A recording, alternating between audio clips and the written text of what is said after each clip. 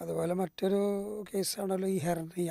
അതെ അതെ അതും ഈ വലത് ഭാഗത്താണ് അപ്പൻഡിക്സ് എന്ന് പറഞ്ഞു. അതെ അതെ. ഹെർണിയ വരുന്നത് ഓപ്പോസിറ്റ് സൈഡിലാണോ വരിക അതോ? ഹെർണിയ പല ഹെർണിയകളുണ്ട്. ഉം, നമ്മളെ സാധാരണ കാണുന്ന ഹെർണിയ ഗ്രോയിൻ ഹെർണിയ എന്ന് പറയും. അതായത് നമ്മളെ നാഭിൻ്റെ അടുത്ത് കാണുന്ന അത് രണ്ട് ഭാഗത്തും വരാം. ഉം, വലത് ഭാഗത്തും വരാം, ഇടത് ഭാഗത്തും.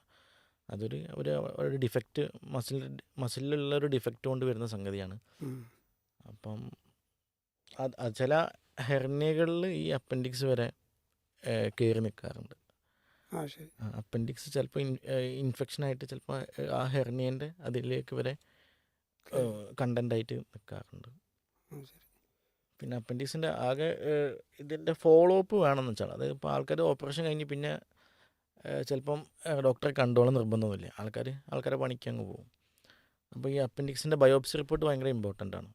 ഉം, കാരണം ഞാൻ നേരത്തെ പറഞ്ഞ പോലെ ട്യൂമർ, അതാണ് ക്യാൻസർ ആണോ അല്ലേ എന്ന് അറിയാൻ വേണ്ടിയിട്ടാണ്. അത് ഉണ്ടോ ഇല്ലേ, അതാണ് ആകെ ഉള്ളൊരു അതിൻ്റെ ഒരു മോസ്റ്റ് അപകട കോംപ്ലിക്കേഷൻ. സാധ്യത. അതായത് അപ്പോൾ അപ്പോൾ ഈ അത് അവഗണിച്ചാൽ, അപ്പോൾ ചില മ്യൂസിനസ് നിയോപ്ലാസ് അപ്പൻഡിക്സിൽ വരുന്ന മ്യൂസിനസ് നിയോപ്ലാസ് ഇതുണ്ട്.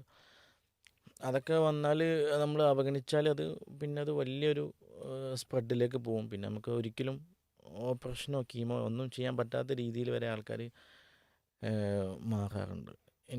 ഞങ്ങൾ ഇതേപോലെ ചെയ്തൊരു അപ്പൻഡിക്സ് ആൾ ഇതേപോലെ ചെയ്ത് 2 ദിവസം കഴിഞ്ഞപ്പോൾ അയാൾ അബ്രോഡ് പോയി. ശരി. പിന്നെ ഒരു മാസം കഴിഞ്ഞപ്പോൾ ഇയാൾക്ക് വീണ്ടും 2 ആഴ്ച കഴിഞ്ഞപ്പോൾ വീണ്ടും ഇയാൾക്ക് വേദന, ഛർദി. അങ്ങനെ അയാൾ അവിടുത്തെ ഹോസ്പിറ്റലിൽ കാണിച്ചപ്പം അങ്ങനെ ചെറിയ സ്പ്രെഡ് പോലെ കണ്ടു. അങ്ങനെ അവർ നമ്മളെ കോൺടാക്ട് ചെയ്ത് ഇങ്ങനെ വന്നപ്പം അതിൻ്റെ റിപ്പോർട്ട് നോക്കിയപ്പം ഇതേപോലെ ഒരു ക്യാൻസർ ആയിരുന്നു.